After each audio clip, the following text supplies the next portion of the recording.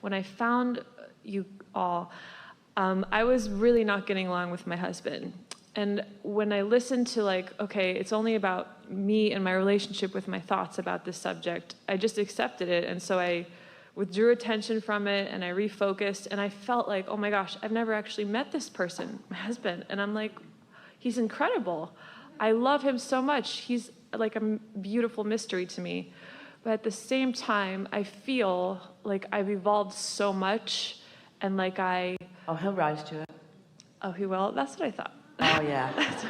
Oh, yeah. Because he has a desire. Well, you're not completely pure about it, because he is a flawed person like every other person in the world, in your face pretty often. Yeah. But I feel like in a more worldly sense, we don't have much in common. Got a vortex. Yeah. Remember how you felt when you met?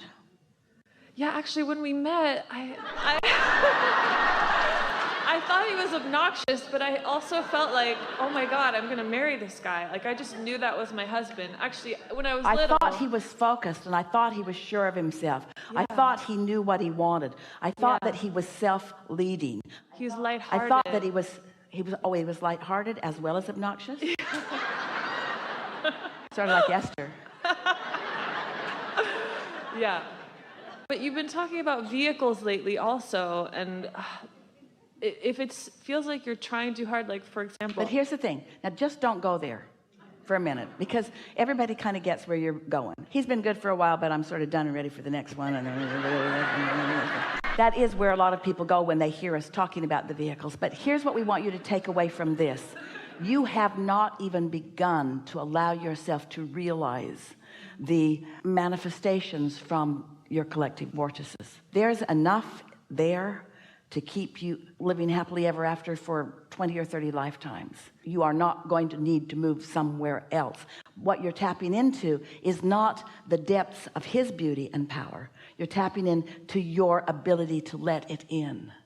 Because you see, he's put things into his vortex. That's why you said it keeps surprising you. He's put things there that he doesn't even know he is. That's what's so exciting about all of this, is that when you get there, because your inner beings know where it all is, and when you use something that you think is some stupid thing that doesn't even matter very much, and you bliss out over it, and you use it as your vibrational set point over and over and over again, until you just feel so good so much of the time, and you really get good at following impulses, you'll rendezvous in the same way that we didn't do a very detailed job, because it would take too long, of pointing out all of what you might call synchronicities of things that began to happen to Esther after she had that going through that portal experience of feeling the true power of her daydream. But in the same way that she meets someone on an airplane and she digs through a pile and finds a letter that someone else has written over a year ago and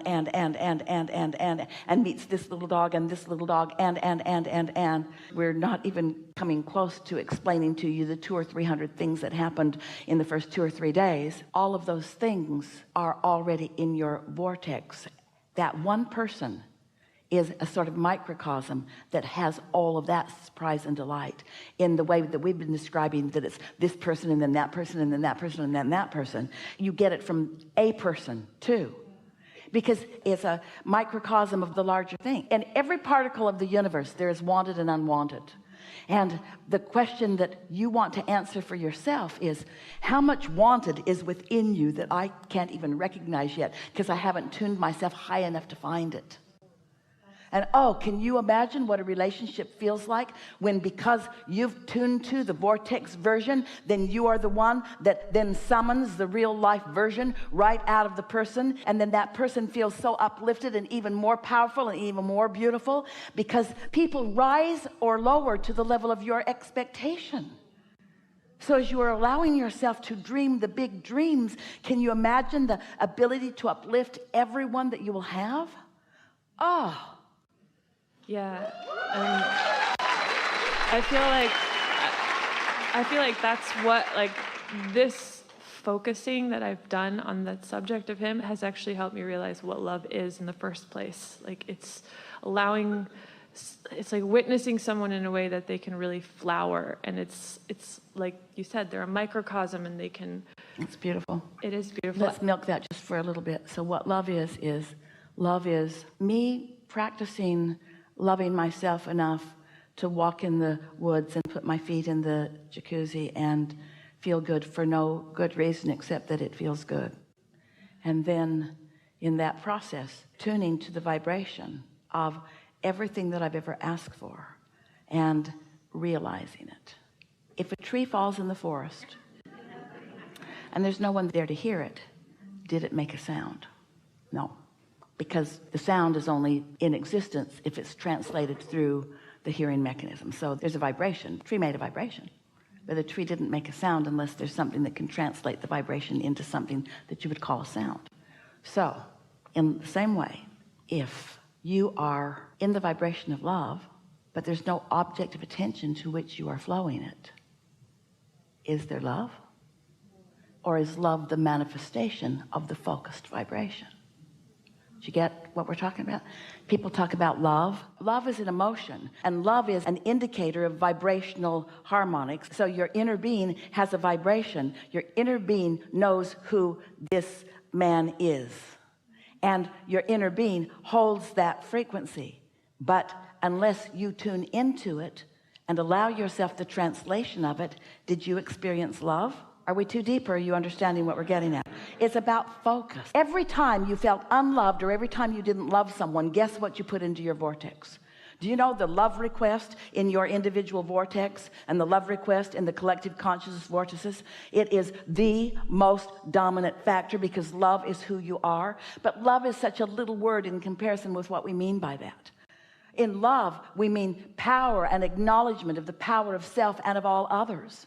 In love, we mean truly being who you are and allowing it in a moment in time. Love is that radiation. It's the allowing in this moment of time all that you've come to focus here and now. Love is power and its wholeness and its fullness. And when people talk about love, they usually mean I'm not getting enough of it, or you don't bring me flowers anymore, or something like that. We'll feel the bigness and the full circleness of this. So by knowing what you're reaching for, and this is the practical application, and just tilting a little more, by leaving this room with a decision that you're going to do more of the things that make you personally feel good. We're not asking you to do the things that make you feel more justified. We're not asking you to do the things that make others appreciate you more. We're not asking you to go down your list of how you can be of service.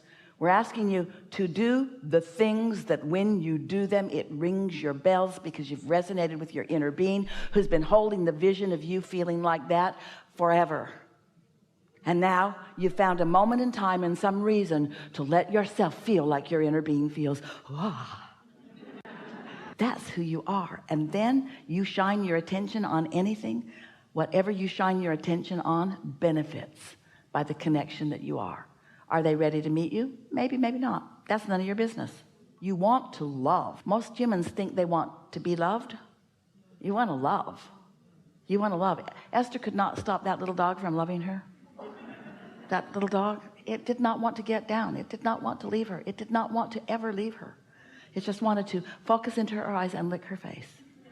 It had all that love. And now there's an object of attention. That little dog found somebody finally who was willing to let that love in. Ooh. Ooh. And just as it's just a cute little thing that my husband doesn't really listen to this kind of thing, but he was overhearing, I think, Abraham talk about how Esther and Jerry kind of just moved around and kind of just played and were happy, and he just walked in and he said, "Oh, that kind of reminds me of us," and then he walked out. So I like that. Thank you so much.